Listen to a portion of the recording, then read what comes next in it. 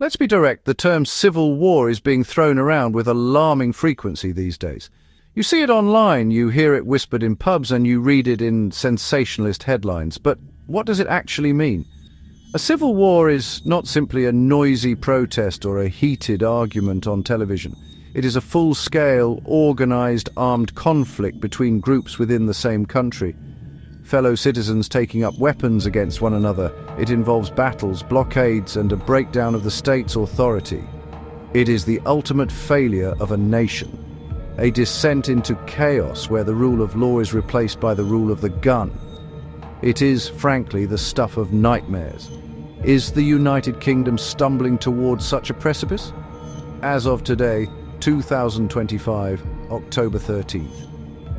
We have witnessed unprecedented political division following Brexit, felt the sharp bite of economic hardship, and seen social tension stoked by outrage algorithms.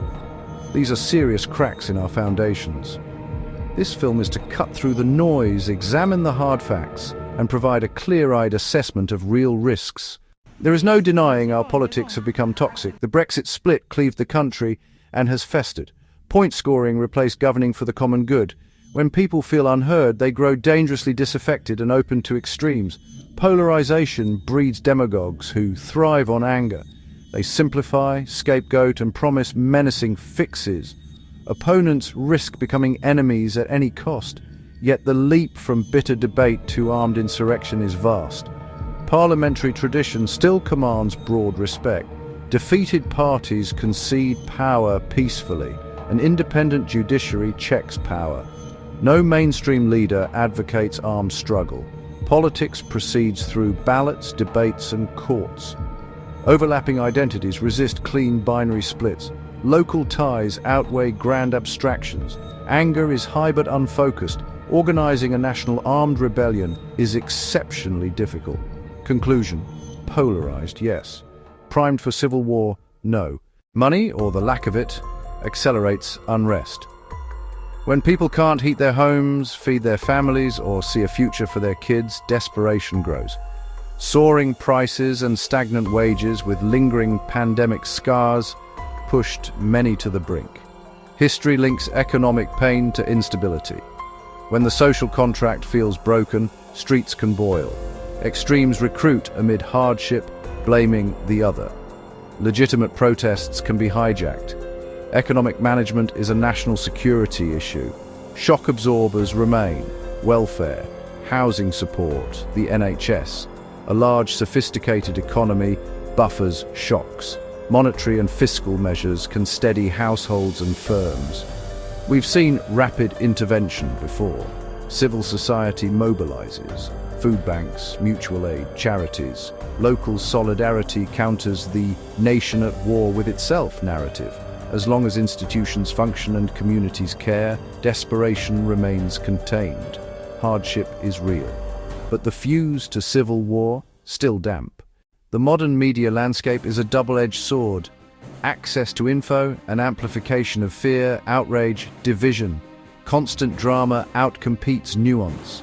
Engagement engines promote the most charged content. The phrase guarantees clicks and shares. Alarmist language warps perception. Echo chambers normalize extremes and disinformation. A real radicalization pipeline exists, dangerous but limited.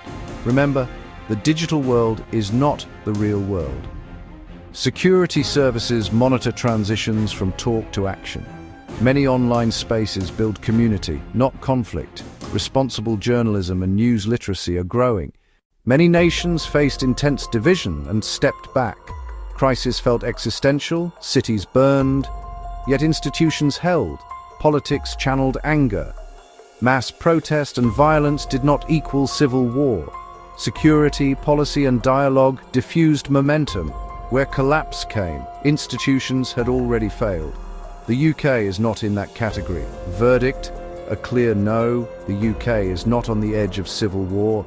Risks remain: unrest, political violence, social division.